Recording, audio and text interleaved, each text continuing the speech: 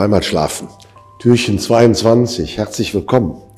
In unserem Shop habt ihr schon alle Weihnachtsgeschenke. Denn direkt an der Ulrepforte oder an unserem Glühweinstand oder Weihnachtsmarkt, da ist auf. Und zwar immer dann, wenn der Glühweinstand auch auf hat. Also so nachmittags ab 5 Uhr. Und da gibt es diese ganzen Geschenke, die man sich vielleicht auch noch erlauben kann, weil sie gar nicht so teuer sind. Ob es der Funkenwein ist oder der Funkensekt, ob es die Bücher sind, die wir da miteinander haben, T-Shirts. All das wartet eigentlich darauf, auf seinen Abnehmer. Und so haben wir im Jubiläum eine ganze Menge von Artikeln zusammengebracht, die wir jetzt an den Mann bringen. Und das ist auch noch ausbaufähig. Der Schokoladenfunk steht im Regal, das Fässchen Kölsch auf der Theke.